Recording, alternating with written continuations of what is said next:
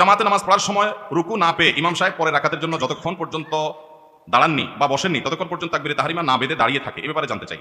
জামাতে নামাজ পড়ার সময় যারা রুকু পান নাই তারা, যেটা হয় আর কি আমাদের দেশে, আমি সিনারিটা বলার চেষ্টা করি, প্রথমে দৌড় দেয়, এসে ইমাম সাহেব ধরার চেষ্টা করে রুকুতে, ধরতে পারলো না, ও শিট, ইমাম সাহেব রুকুতে পারলাম না, বেটা উঠে গেছে ইমাম, বেটা যখন দাঁড়ায় গেছে ইমাম মাথা সোজা করে ফেলতে, তখন এবার দাঁড়ায় দাঁড়ায় মোবাইল টিপে অথবা দাঁড়ায় থাকে, আর যুক্ত হয় না। কেন যুক্ত হয় না? যুক্ত হয় লাভ কি? রাকাতটা তো কাউন্ট হবে না, লাভ কি? তার চেয়ে দাঁড়ায় থাকি, নামু খাই। তো এবার ইমাম সাহেব সেজদা দিয়ে উঠে রাকাত শেষ করে আবার পরের রাকাতে উঠলে তখন যায় যোগ দেয়। আসে না অনেকে এই কাজটা করে? খুবই খারাপ কথায়। কেন? কারণ নামাজ যদি আপনি যুক্ত হয়ে যান, রাকাতটা কাউন্ট না হোক, আপনি একটা সেজদা পাবেন, তাসবিহ পাবেন জামাতের সাথে, সওয়াব হবে কি হবে না?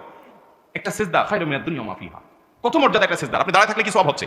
এজন্য রুকুতে ইমাম সাহেবকে যদি নাও পান, ছুটে গেছে, আসে চেষ্টা করছেন ধরার, পান নাই, কোনো অসুবিধা নাই। ইমাম সাহেব দাঁড়ায় গেছেন রুকু থেকে, আল্লাহু আকবার বলে আপনি দাঁড়ায় যান, আপনি সিজদা চলে যান, আপনি বৈঠকে চলে যান, এমনকি এক সিজদা দিয়ে ফেলছে, আরেক মাস উঠছে, ওইখানে যে অবস্থা পান সে অবস্থা যুক্ত হয়ে যান। আপনার 2 সেকেন্ডে যদি নামাজে শামিল হন জামাতের সাথে, তার সওয়াব পাবেন কি পাবেন না?